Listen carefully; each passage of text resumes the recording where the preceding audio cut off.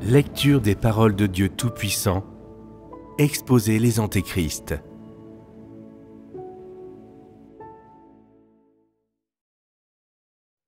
Point 10. Ils méprisent la vérité, bafouent ouvertement les principes et ignorent les arrangements de la maison de Dieu. Partie 4. Considérez et discernez de quelle manifestation d'antéchrist mentionnée précédemment la situation suivante relève. Un dirigeant travaillait tous les jours, du matin au soir, et paraissait très responsable. Pourtant, on le voyait rarement, ce qui donnait l'impression qu'il était très occupé par son travail et qu'il n'était vraisemblablement pas oisif, semblant payer le prix pour faire son devoir. Plus tard, quand des travaux ont dû être réalisés dans leur bâtiment et dans la cour, nous avons désigné quelqu'un pour diriger ces tâches.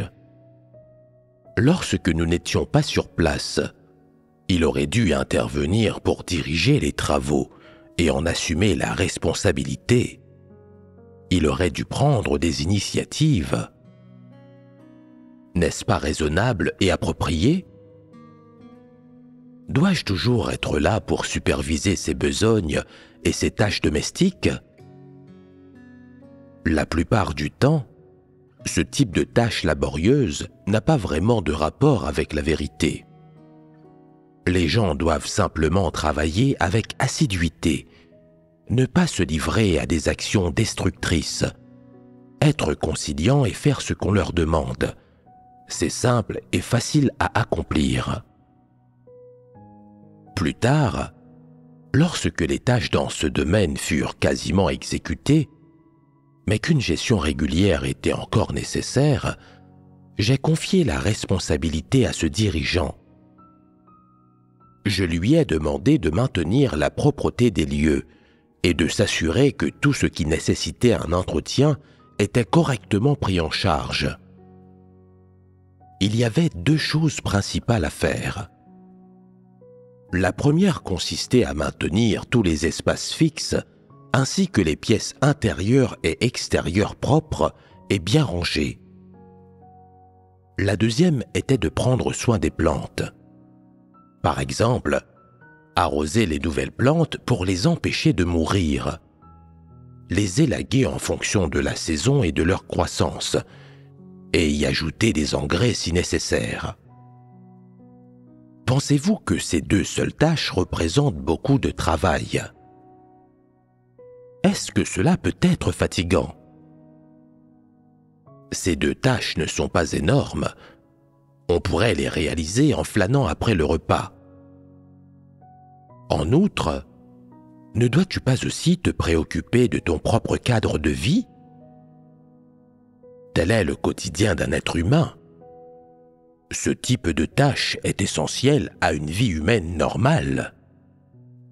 Tu dois gérer ton propre cadre de vie. Si tu ne le fais pas, tu n'es pas différent des animaux. Pourrait-on alors continuer de te qualifier d'être humain? Les animaux ne gèrent pas leur environnement. Ils n'ont pas d'endroit dédié à leurs besoins corporels, ni de lieu fixe pour manger et dormir. Les humains sont supérieurs aux animaux sur ce point. Ils gèrent leur environnement, se préoccupent de la propreté et appliquent des normes à leur environnement. Par conséquent, ma demande n'était pas excessive, n'est-ce pas?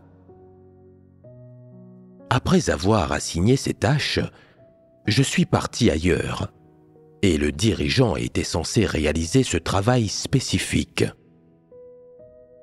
Un jour, je suis allé vérifier la gestion de l'environnement, et en chemin, j'ai éprouvé un sentiment de peine, d'irritation et de colère. À votre avis, que s'est-il passé? Qu'est-ce qui peut provoquer ce type d'émotion? Le dirigeant n'a pas exécuté les ordres et les arrangements de Dieu. Exactement. Et c'est la seule façon de dire les choses. Il ne les a pas mises en œuvre. En mon absence, le climat n'était pas particulièrement sec, mais plusieurs jeunes arbres récemment plantés présentaient des feuilles jaunâtres, dont certaines tombaient même.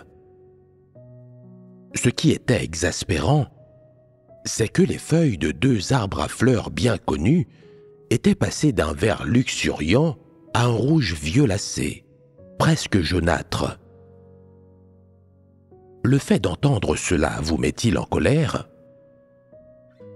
Plus exaspérant encore, la plateforme de ciment propre à l'entrée était jonchée de paniers, de sacs en plastique, d'ordures, de copeaux de bois provenant de travaux achevés, de clous, d'outils, le tout éparpillé, provoquant un désordre immonde.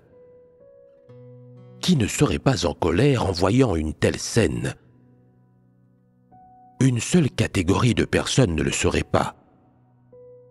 Les gens qui s'apparentent à des animaux, sans normes ni sensibilité à leur environnement, indifférents aux odeurs, à la propreté ou au confort, et complètement ignorants de la notion du bien et du mal. Toute personne dotée d'une humanité normale, qui respecte les normes de son environnement et qui est capable de réfléchir, serait en colère en constatant une telle situation. De nombreuses personnes vivaient là, mais elles n'étaient même pas capables de gérer cette tâche mineure. De quel type de personnes s'agit-il? Après avoir donné mes instructions, voilà comment elles ont traité l'endroit, ce qu'elles lui ont fait subir. Gérer son environnement et se préoccuper de ces quelques aspects n'est pas épuisant, n'est-ce pas? Cela n'entrave aucune de tes activités, n'est-ce pas? Cela n'affecte pas tes réunions, tes prières ou ta lecture de la parole de Dieu, n'est-ce pas? Alors pourquoi ne peut-on pas le faire? Quand je suis présent, que je surveille et que j'observe, ces gens travaillent un peu. Mais dès que je pars, ils arrêtent. Personne ne prend ses responsabilités. Que se passe-t-il ici? Considèrent-ils cet endroit comme leur maison? Non. Ils disent toujours que le règne de Christ est leur maison chaleureuse. Mais le pensent-ils vraiment? Agissent-ils réellement ainsi? Non. Ils ne gèrent même pas l'environnement dans lequel ils vivent. Même après que je leur ai donné des instructions, personne ne prend ses responsabilités et personne ne s'en préoccupe. Quand on leur demande de travailler, ils le font en partie. Mais une fois qu'ils ont terminé, ils jettent négligemment les outils en se disant que celui qui s'en préoccupe s'en charge, ce n'est pas mon affaire. Tant que j'ai à manger et un toit, tout va bien. De quel type d'humanité s'agit-il? De quel type de moralité s'agit-il? Ce type de personne possède-t-elle une once d'humanité normale? Il est vraiment inconcevable de croire en Dieu pendant de si nombreuses années sans rien changer. J'ai fourni tant d'efforts en faisant tout cela pour vous, en arrangeant tout si bien. Je ne vis pas ici, je n'en bénéficie pas. Tout est pour vous. Vous n'avez pas besoin d'être reconnaissant. Il vous suffit de gérer votre propre cadre de vie, et c'est parfait. Pourquoi est-ce si difficile à faire? Plus tard, j'ai compris qu'il y avait une raison à ce comportement. Les gens viennent dans la maison de Dieu, qu'ils aient laissé leur famille et leur carrière derrière eux, ou qu'ils aient abandonné leurs études et renoncé à leurs perspectives, pour faire leurs devoirs et non pour être des ouvriers à long terme pour moi. Pourquoi? Ils ne reçoivent pas un centime. Alors pourquoi m'écouteraient-ils? Pourquoi devrait-il gérer l'environnement pour moi? Pourquoi ferait-il ces efforts pour moi? C'est ainsi qu'il pense.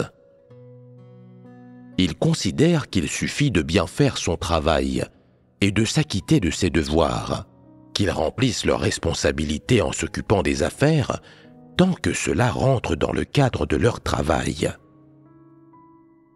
Ils peuvent envisager tout ce que je leur demande en plus, tant que cela relève de leurs devoirs et de leurs fonctions. Mais pour le reste, je dois trouver quelqu'un d'autre pour le faire. Le message implicite est le suivant. Nous sommes le peuple du règne. Comment pouvons-nous faire un travail aussi sale et fatigant? Nous sommes des êtres humains supérieurs. Nous imposer systématiquement des tâches subalternes et dévalorisantes nuit à notre image. Nous sommes des personnes dotées d'une certaine identité. Pourquoi continues-tu à nous rendre les choses difficiles?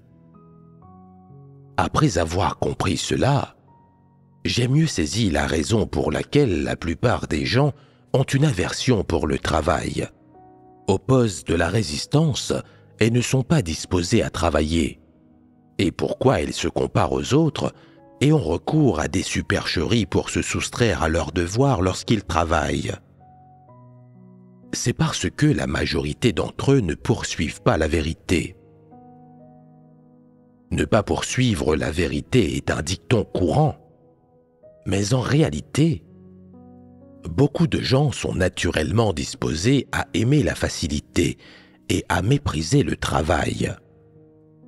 De plus, comme ils sont dirigés par un état d'esprit qui se contente de s'en sortir, ils croient que la poursuite de la vérité consiste à s'asseoir ensemble, parler et discuter, tout comme dans le pays du Grand Dragon Rouge, où les gens se réunissent constamment, lisent les journaux et sirotent du thé, ce qui, à leur avis, équivaut à croire en Dieu et à faire son devoir.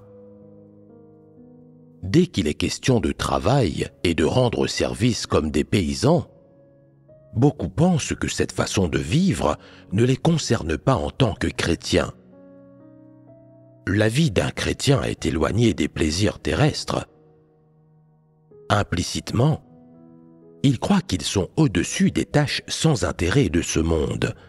Nettoyage, lutte contre les nuisibles, agriculture, élagage, plantation de fleurs, etc., ne les concernent pas. Ils ont depuis longtemps transcendé de tels modes de vie inférieurs. N'est-ce pas là l'état de la plupart des gens? Ce type d'état est-il facile à corriger? Certaines personnes, lorsqu'on leur demande d'apprendre à utiliser une machine, ne prennent pas la chose au sérieux et font même délibérément un mauvais usage de la machine, ce qui l'endommage en quelques jours seulement. Les nouvelles machines tombent en panne et le coût de la réparation n'est pas négligeable. Ils se disent « Ne m'as-tu pas demandé d'apprendre ? Maintenant que j'ai cassé la machine et qu'il n'y en a plus, j'ai une excuse pour me reposer. Je n'ai plus besoin de travailler. N'est-ce pas ? Tu m'as demandé d'apprendre, et voilà le résultat. Est-ce bien ce que tu voulais voir ? Le coût de la réparation de certaines machines est presque aussi élevé que celui de l'achat de nouvelles machines. Certains ne se sentent pas du tout mal à l'aise ou coupables d'avoir commis de telles erreurs. Quand on compare cela avec la notion évoquée précédemment, de ne pas dépenser un centime de l'argent de la maison de Dieu parce qu'il s'agit d'une offrande à Dieu. Quelle déclaration est prononcée de manière sincère et quel comportement reflète la réalité? Il détériore le matériel et le coût de quelques réparations suffit à acheter une nouvelle machine. Ce gaspillage est la réalité. tandis que l'affirmation selon laquelle il ne faut pas gaspiller les offrandes est erronée, fourbe et induit en erreur. En nous reportant à l'exemple discuté précédemment, si nous devions le catégoriser comme relevant du tempérament ou de l'essence de l'Antéchrist, à quel aspect de la discussion d'aujourd'hui correspondrait-il? Sous quel aspect serait-il répertorié? On dit « Je suis ici pour faire mon devoir, pas pour être ton exécutant à long terme. » Cette affirmation est-elle correcte? Tu es ici pour faire ton devoir, mais qui a défini ce que ce devoir comporte ou ne comporte pas? Ces tâches ne font-elles pas partie de ce que tu dois faire? Tout comme dans la vie quotidienne, le fait d'aller gagner de l'argent pour subvenir aux besoins de sa famille relève de ta responsabilité. Si tu veux des légumes et que tu décides de les cultiver toi-même, c'est ton choix. Mais est-ce que cela signifie que les autres tâches ménagères ne relèvent pas de ta responsabilité?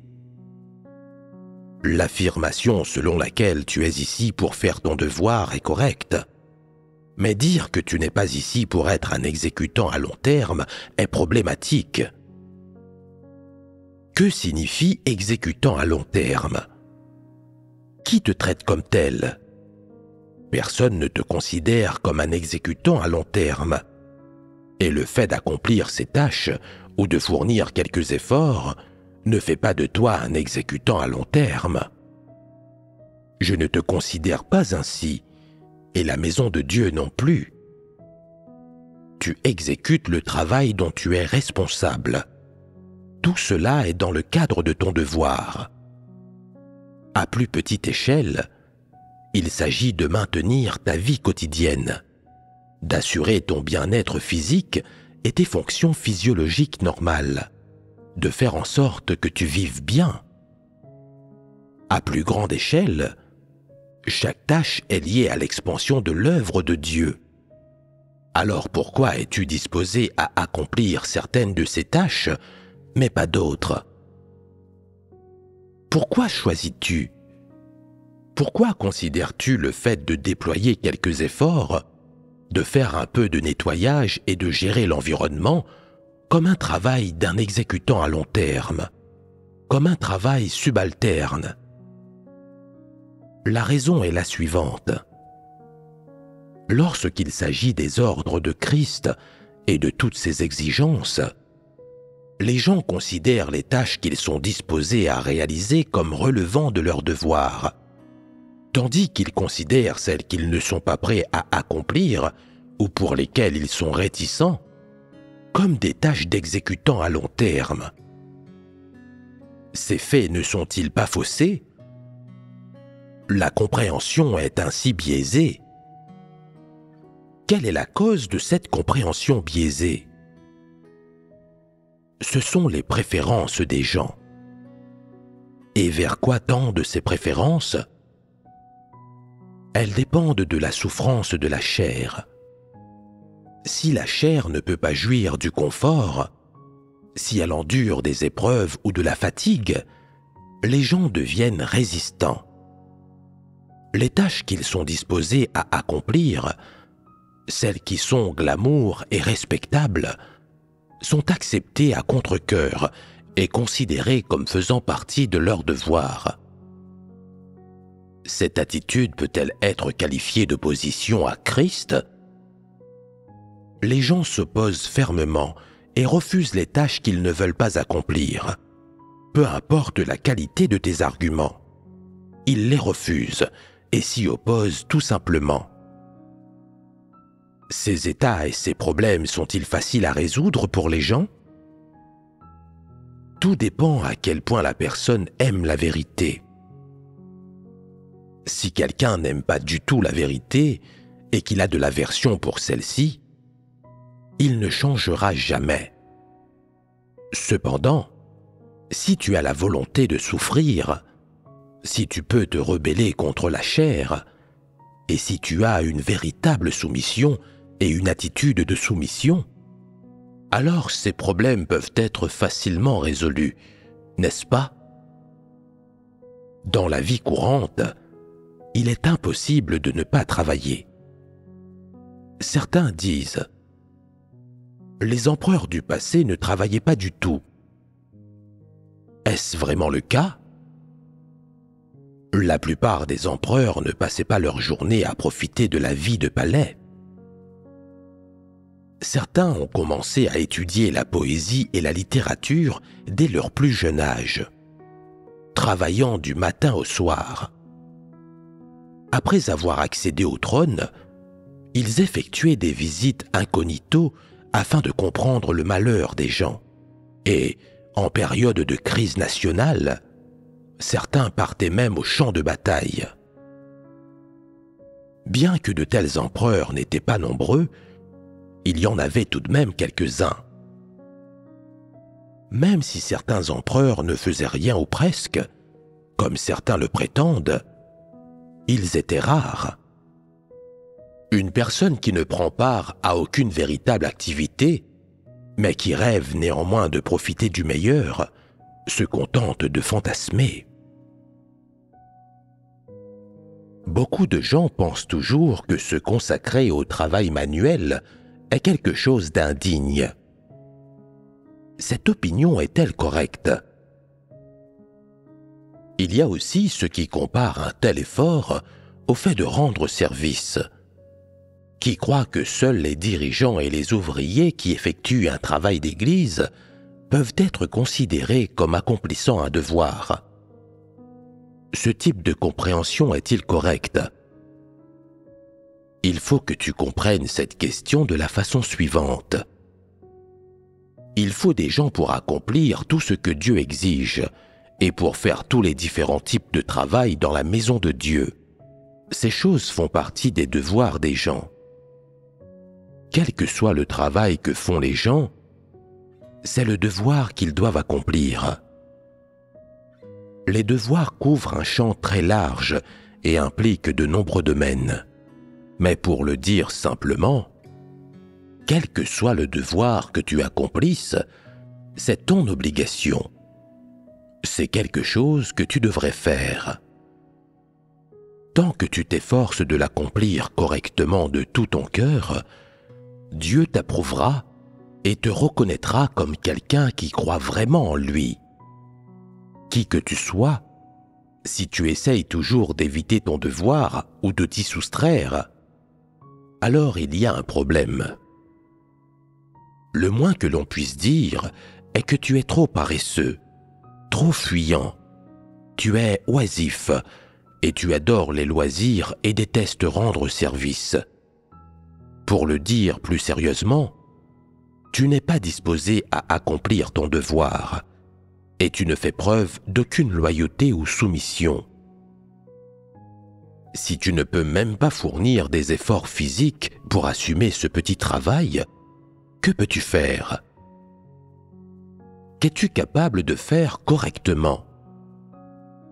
Si une personne est vraiment loyale et a le sens des responsabilités vis-à-vis de son devoir, alors, aussi longtemps que Dieu l'exige et que la maison de Dieu en a besoin, elle fera tout ce qui lui est demandé, sans faire ses propres choix.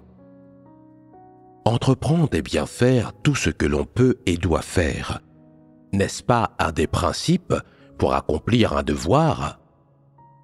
Certains, qui font un travail manuel à l'extérieur, ne sont pas d'accord et disent « Vous passez toute votre journée à accomplir votre devoir dans votre chambre, à l'abri du vent et du soleil.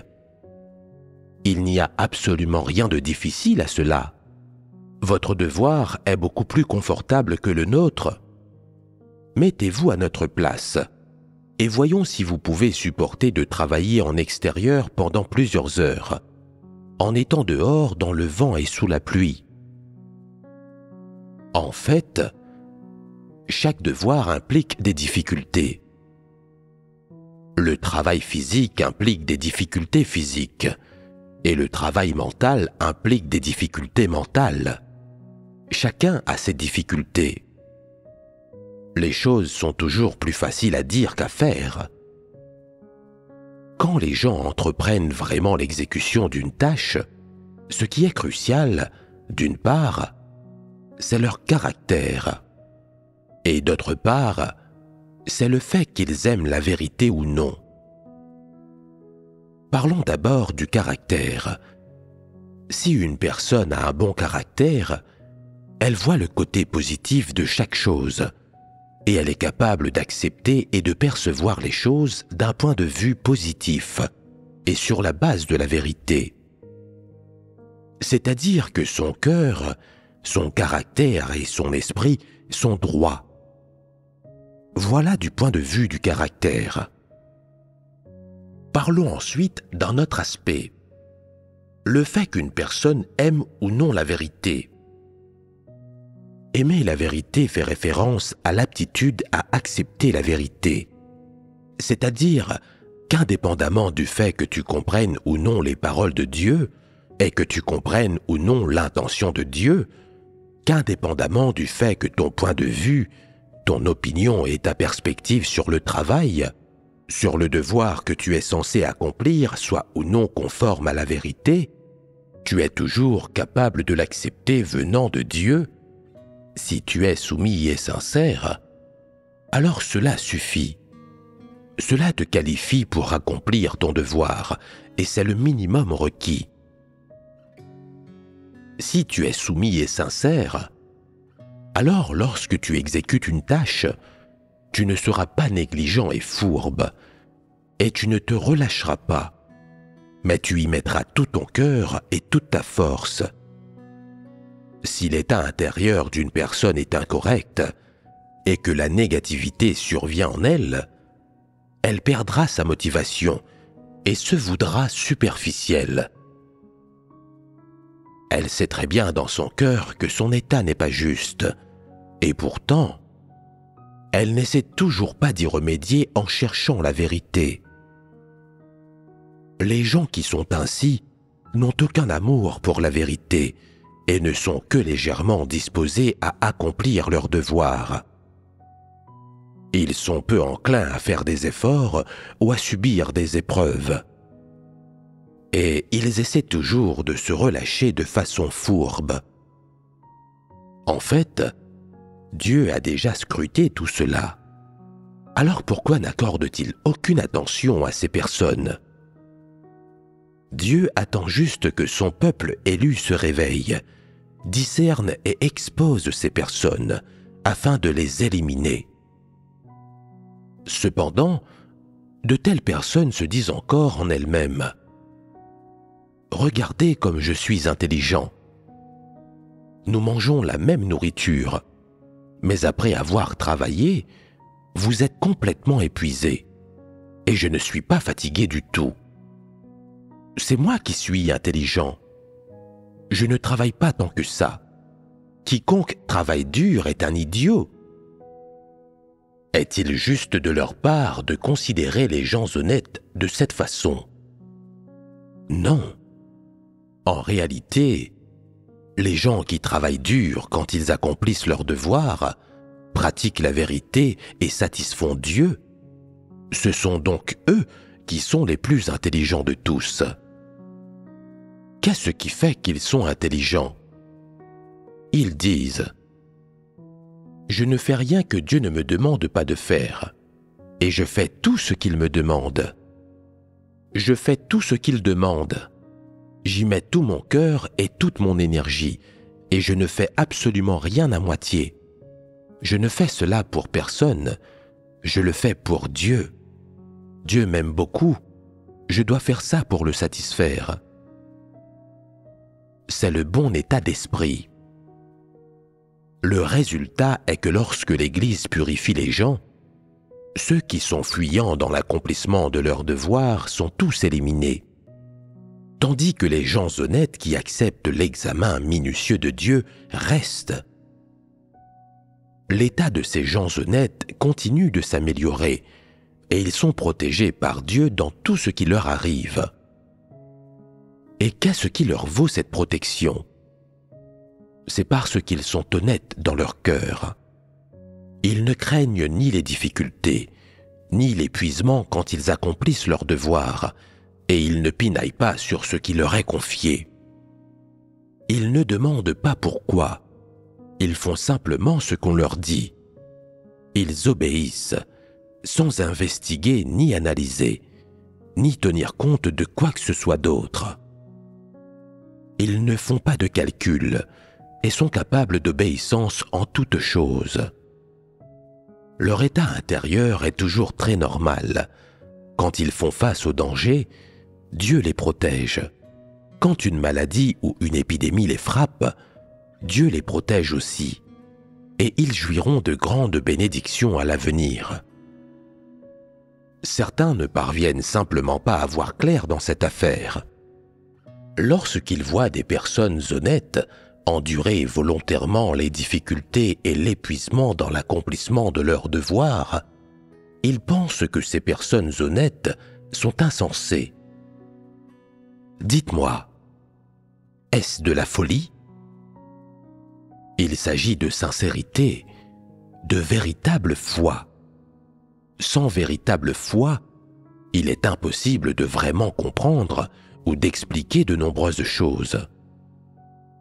Seuls ceux qui comprennent la vérité, ceux qui vivent toujours devant Dieu et ont des relations normales avec lui, ceux qui se soumettent véritablement à Dieu et le craignent sincèrement, savent le plus clairement ce qui se passe réellement dans leur cœur. Pourquoi le savent-ils contrairement à d'autres? C'est parce qu'ils ont acquis de l'expérience en pratiquant la vérité et en étant des personnes honnêtes. Cette expérience ne peut être accordée par personne, pas plus qu'elle ne peut être volée ou retirée par quiconque. N'est-ce pas là une bénédiction? Une telle bénédiction ne peut être obtenue par le commun des mortels. Pourquoi? Parce que les gens sont trop fourbes et malveillants, parce qu'ils manquent d'honnêteté, parce qu'ils sont incapables d'être honnêtes et parce qu'ils ne sont pas authentiques dans leur cœur. C'est pourquoi ces personnes reçoivent peu. Quant aux antéchrists, il est encore moins nécessaire de les mentionner. Compte tenu de leurs attitudes face à divers sujets, ainsi que de leur nature et sens, et surtout de leur attitude envers Christ, les gens comme les antéchrists ne recevront jamais cette bénédiction. Pourquoi? Parce que leur cœur est trop malveillant et trop rusé. Ils traitent les gens différemment en fonction de la personne.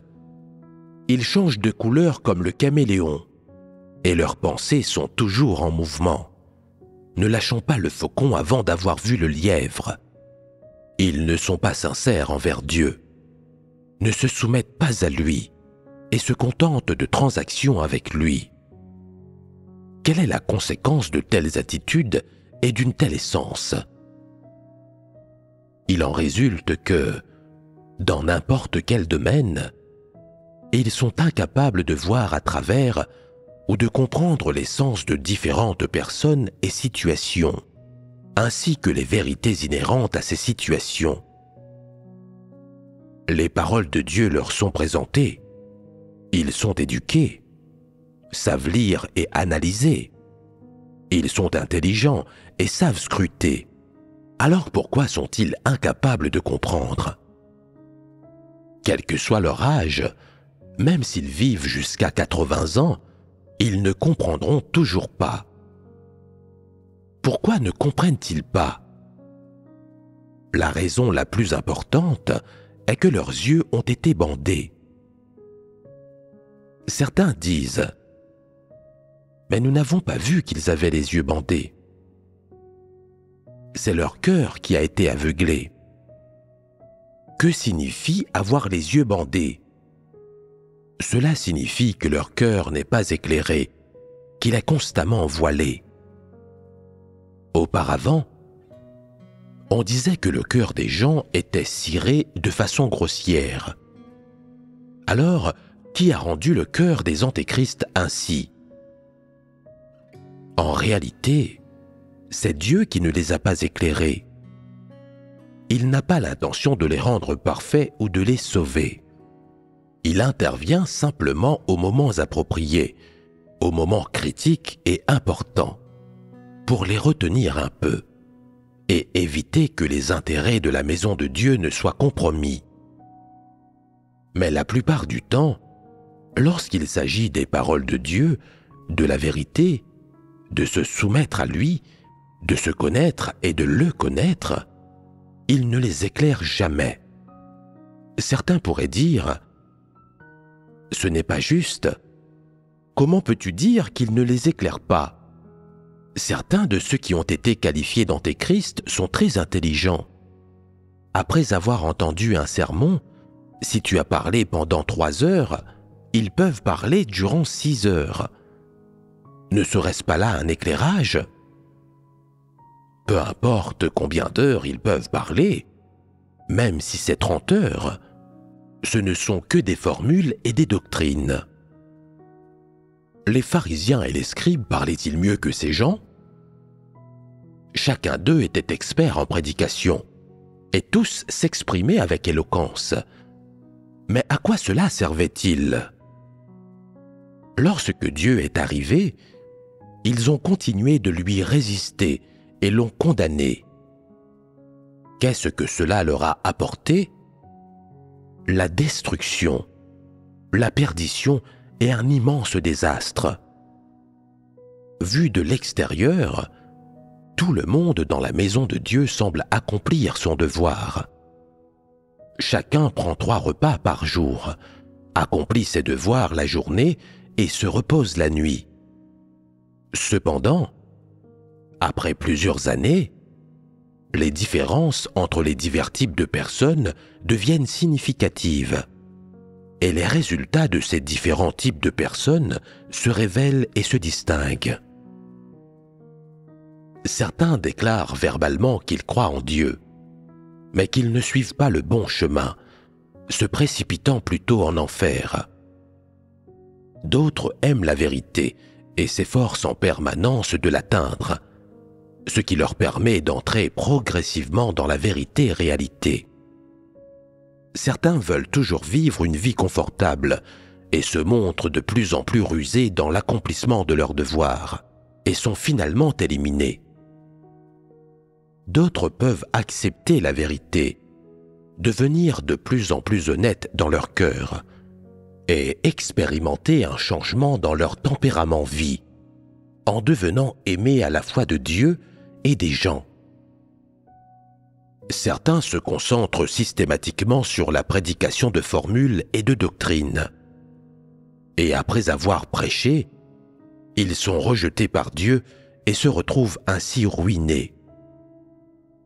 Certains manquent de compréhension spirituelle, et plus ils écoutent de sermons, plus ils deviennent confus, moins intéressés par la vérité et moins enclins à la soumission, voulant agir de manière délibérée et capricieuse, cherchant toujours à satisfaire leurs propres désirs et visant la gloire, le gain et le statut. C'est dangereux. Certaines personnes suivent Dieu pendant plusieurs années, et après avoir mangé et bu les paroles de Dieu et expérimenté plusieurs choses, elles finissent par comprendre de nombreuses vérités, avoir une foi en Dieu de plus en plus profonde, et elles obtiennent son approbation. Tous ces gens croient en Dieu, vivent une vie d'église et font leurs devoirs. Alors pourquoi, après 8 ou 10 ans, leurs résultats sont-ils différents, chacun en fonction de ses caractéristiques? Quelle en est l'illustration? N'y a-t-il pas des différences dans la nature et sens des gens? Voici un autre sujet que vous devez écouter et dont vous devez déterminer la catégorie à laquelle il appartient parmi les manifestations d'Antéchrist que nous avons évoquées. Dans certaines églises, on rencontre des personnes foncièrement malfaisantes, qui agissent de manière tyrannique et déraisonnable. Elles sont incapables de faire un travail concret, mais elles veulent détenir le pouvoir en permanence. Dans tout travail qu'elles entreprennent, elles provoquent des perturbations et des destructions et n'adhèrent pas aux principes. Et dans tout ce qu'elles font, elles ne veulent jamais en payer le prix, mais elles veulent systématiquement que les autres les écoutent. En résumé, tant que de telles personnes sont présentes au sein d'une église, de nombreux autres seront perturbés par ces personnes, et le travail de la maison de Dieu ainsi que l'ordre de l'église en seront affectés et compromis.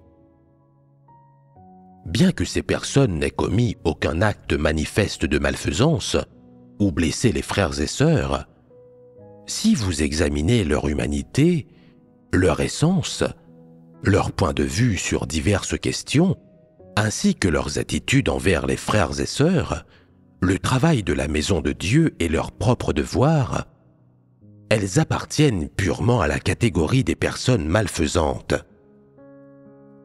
Comment dois-je gérer une telle personne si je la rencontre avant que les frères et sœurs ne l'aient remarqué?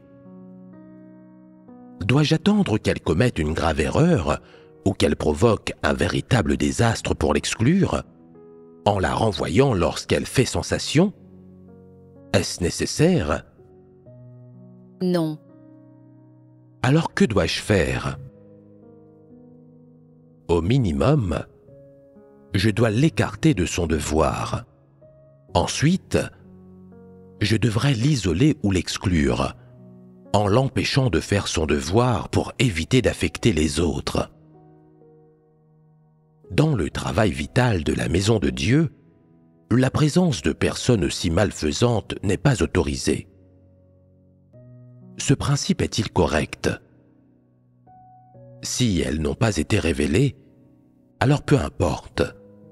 Mais une fois révélées, perçues clairement et catégorisées comme des personnes malfaisantes, est-il juste de les purifier? Certains pourraient dire « Cela ne fonctionnera pas. Tu les as percées à jour, mais les autres ne l'ont pas fait. Les purifier affectera les autres. Si tu les purifies simplement parce que tu les as percées à jour, cela ne signifie-t-il pas que tu prends la décision seule? Cela revient-il vraiment à laisser la vérité détenir le pouvoir? Nous devons nous réunir et échanger avec les frères et sœurs, disséquer les choses avec eux, faire un travail idéologique sur eux, compiler des informations et obtenir l'approbation de tout le monde avant de poursuivre. Tu dois suivre les procédures, et si tu ne le fais pas, ne violes-tu pas les arrangements de travail de l'Église? Ne serait-ce pas une erreur? Tu dois d'abord respecter les arrangements du travail de l'Église. Tu ne peux pas les saboter. De plus, n'agit-on pas en toute chose par égard pour les frères et sœurs? Puisque c'est le cas, alors tu dois faire en sorte que tous les frères et sœurs en soient pleinement conscients et éclairés sur cet aspect de la vérité. Tu ne peux pas les laisser dans la confusion. Tu dois permettre à tous les frères et sœurs de faire preuve de discernement. Si ces procédures ne sont pas respectées et que je demande que quelqu'un soit expulsé, comment procéderiez-vous? Vous seriez désemparé, n'est-ce pas? Le fait que vous vous retrouviez bloqué prouve que de tels points de vue existent parmi vous. Ce dont je vous parle s'est déjà produit. Dans un contexte de travail critique, il y avait un démon de mauvaise humanité qui, tout en faisant son devoir, avait tendance à se relâcher de manière fourbe, en essayant d'éviter la difficulté et l'épuisement. Il perturbait et dérangeait le travail de l'Église à chaque instant. Et quand il était émondé, il devenait indiscipliné, rejetant complètement la vérité. Il a toujours voulu exercer des fonctions et prendre des décisions, tout en dirigeant les autres. et il n'a jamais pris en considération les intérêts de l'Église, ni adhéré à ses principes, se contentant d'agir en fonction de ses préférences. Lorsqu'il était responsable de ce travail, il a négligé plusieurs choses que je lui avais demandé de faire, traitant mes paroles comme du vent lui soufflant dans les oreilles. Outre le fait qu'il n'a pas réalisé ses tâches, il a provoqué des perturbations. L'Église est un lieu de travail important pour accomplir ses devoirs. S'il pensait y venir, non pas pour faire son devoir, mais pour vivre dans le confort des princes ou jouir d'une retraite précoce, alors il se méprenait. La Maison de Dieu n'est ni une institution d'aide sociale, ni un foyer d'accueil. Ce type de vermine est nuisible où qu'il aille. Il n'est jamais loyal dans ses devoirs. Il est toujours négligent et il se contente d'errer sans but. C'est pourquoi j'ai dit qu'il fallait l'exclure immédiatement. Cela aurait-il été facile à mettre en pratique? Cependant, pour un certain type de personnes, même une chose aussi simple est difficile à mettre en œuvre. Cette personne malfaisante a finalement été renvoyée par la force 3 mois après que j'en ai parlé. Quelle en a été la raison? Après que j'ai donné l'ordre d'exclure cet homme, le dirigeant de cette église commença à mettre en œuvre cette tâche. Comment a-t-il procédé? Il organisa une réunion afin que chacun puisse se prononcer sur cette décision. Après de longues discussions, la majorité a fini par accepter de l'exclure, mais une voix s'est élevée contre cette décision, et la question fut donc mise en suspens. Ce dirigeant a déclaré qu'il fallait travailler avec la personne qui n'était pas d'accord, discuter avec elle et obtenir son consentement. Pendant ce temps, j'ai demandé à 2 reprises si l'homme avait été renvoyé. Le dirigeant a répondu que non, qu'il continuait de se réunir pour synthétiser les informations. Il a également dit à mon insu, « Tant qu'une personne n'est pas d'accord, nous ne pouvons pas l'exclure. » En disant cela, il voulait éviter d'exclure cet homme. Il a donc trouvé cette raison absurde. En réalité, il trompait les autres. Il craignait d'offenser cet homme et n'osait pas l'exclure. Finalement, un ultimatum fut posé par le supérieur. Cet homme doit être renvoyé. S'il ne part pas, alors c'est toi qui dois partir. L'un d'entre vous doit partir. C'est à toi de choisir. En entendant cela, il pensa, « Je ne peux pas partir. Je n'ai pas suffisamment profité de ma fonction. » Ce n'est qu'à ce moment-là qu'il chassa ce démon. Dis-moi, pourquoi ce dirigeant a-t-il protégé le démon? N'est-ce pas là une approche d'antéchrist? C'est précisément le comportement d'un antéchrist.